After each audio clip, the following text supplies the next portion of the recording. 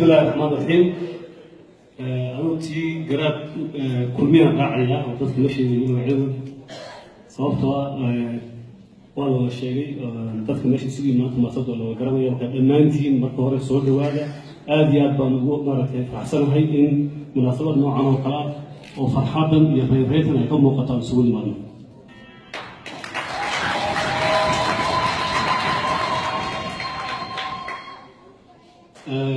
صدويتها waxaa ku xigta in aan maaragtay qadaaran guud aan ka qaadano farxadan oo ah in shalay dhibaatooyinkii dhacay aan ka qaadano maaragtay waxbarasho ka qaadano tacliin ka qaadano kulligeen aan u feejignaano ka feejignaano wax kasta oo inagu celin kara wixii shalay toole dhibaatooyinka keenay in wadatashi iyo isu tanaasul iyo dulqaad wax walba oo horteena yaalla aan kaga gudubno قرحيو يا إذا هذا اللي دار بلاي مالك استوي تاجين هاي ما أنت فرحب بالكتونا هالكن عقبضة فربنا بهرتين يلا سياسة الصب وتقول قالي سياسة الصب لفتي ودياجرو وباهن هاي أنه ديار بانونا هاي مرة والبا إن شعب كنا يو تبعد الشوكة يو أمان وهذا خلف وخلاص شقينا سيدي أنت تقول له والله شقينا وحنا قد حياة قلب وحنا قد حياة دين وحنا قد حياة مرة تنقول مرة واحدة صوت أو فرقة أو صوت أو تشوتري أو صوت بحكرة إيش حضارة له أو تلقاب له أو دجنان له وأنا عدي فضل هين لسوها فريستول لو ولا حاجور لو قد بقى كتدار منا وحن راعينها إنتاس إن ما أنت هالكن نشوفنه أين نشوفين كمانكم نفتور كواي هذه كده الشعب في مصامرين kuwaasoo runtii ay mudan tahay inaynu xusuusanno oo faatixada hadda ka soo marno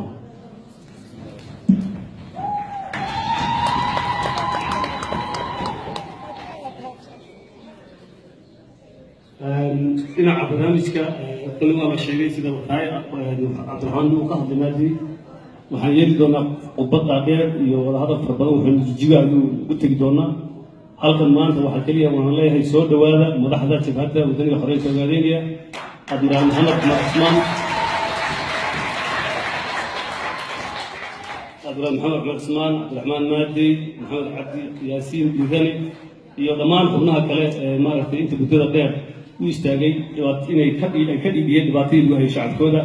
mar kale hambaliyo soo dhawaada ayaan leenahay waxaan leeyahay waxaan u ballan qaadaynaa wada shaqayn buuxda iyo walaaltinimo dhaba wadnaasantii salaamu calaykum waraxmatullah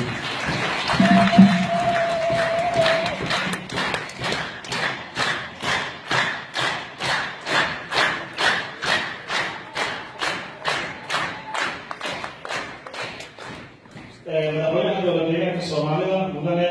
Mustafa Maxamed Cumar aad iyo aad ugu mahadsan yahay haddana waxaan rabaa inaan u yeero gudoomiyaha jabhadda wadaniga xoreynta ogaadeenaya Adwaan Maxamed Cumar Cismaan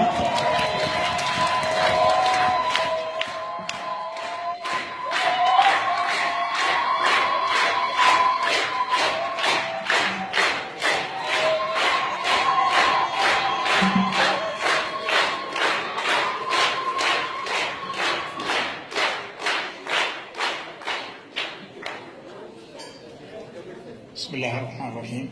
الحمد لله رب العالمين والصلاة والسلام على سيدنا محمد وعلى آله وصحبه وسلم وهرينتي آدي آد بان السلام هيا كقيب قلياش شركة مانتا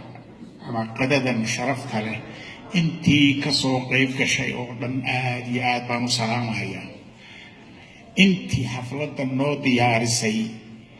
annaga ururkayaga oo nala filayraahdo sharaftiisa xafladan ku diyaarisayna aad iyo aad baan u mahadsanyihiin waxaad moodaa xafladani runtii inay tahay xaflad kala guura oo waqti hore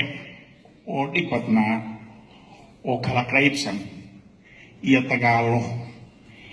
iyo isxaqiraad fara badan ay ka jirtay in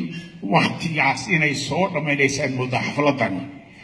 waxaad moodaa inay ku baaqayso ama ay u yeedhayso ama ay bilaabayso marxalad la doonayo in si cadaalad lagu wada noolaado qof walban oo xuquuqdiisii uu helo marxalad la doonayo inay bilaabato ama marxaladaas inay bilaabato yaad moodaa xafladan inay bilow u tahay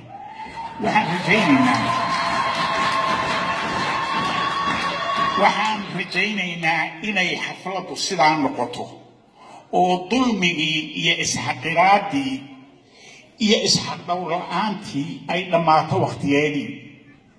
cadaaladii iyo midnimadii iyo wada noolaanshihii iyo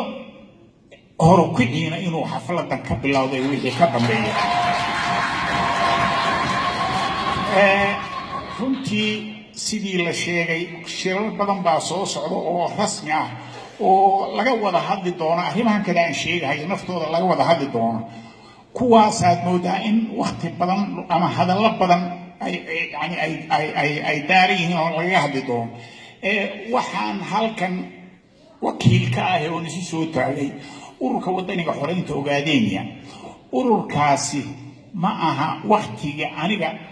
iyo ururkan hadda jooga waqtigu bilowmay kula bilaabmay ma ururkan wuxuu ahaa ama xaqdoonkan gobonnimadoonka wuxuu ahaa muddo dheer buu soo socday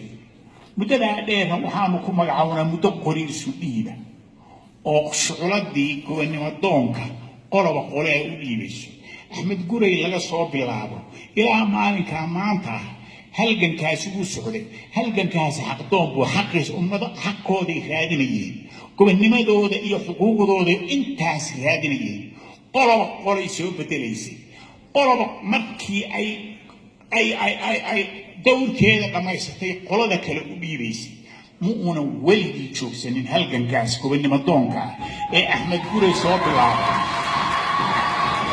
halganka Axmed Gurey soo bilowday ilaa maanta wuu socdaa waxaana la diidan yahay gumaysi iyo xaqdaro isxaqdhowr la'aan waxaa la doonayaa cadaalad iyo xornimo la doonayay ummadaasi doonaysa intaas halgankii soo socday waxaad moodaa maalin dhaweyto in ay wax isbedeleen oo dadkii intaa laga cabanayay ama dawladda Itoobiya inay tiri waxaanu doonaynaa ummadahaas inay xaq ku wada noolaadaan حق إنه ولا نولاده ومديه أنت سود دجال ما هنا وحي أود دجال ما هنا حق هذه إنه هلام بأود دجال ما هي حق يكر بين أوليه وحالو باقي إن أروخدي أما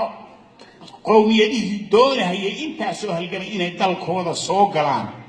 نبت سوقلان ماشي روانا أي حق أي كوتشوغا ست نبت جليا أي كمران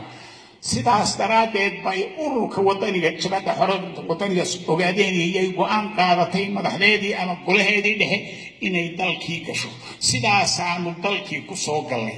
inaanu sii wado sidaas aanu dalka yari ku nimid in aanu sii wado halganka yari ilaa uu rajaynayna inuu sidii lagu baahiyo ku dhamaado ummadaasina ay xaqeeyeen sidii annaguna aanu ka qayb qaadano horumarinta iyo cadaaladda inaanu ka qayb qaadano sida ugu habboon aanu ka qayb qaadano waxaan moodaa in aanan nalooga abuurin ummada looga abuurin inay dagaalanto looga abuurin waxaa loo abuuray runtii inay xaqeeda hesho ay horumar hesho ay ummadaha la sinaato oo ayna mataqaana ay xuquuqdoodii si ummadaha kale u helayaana u hesho insha allah waxaan eeba ka baryaynaa inaanu taas aan ku guulaysano oo la helo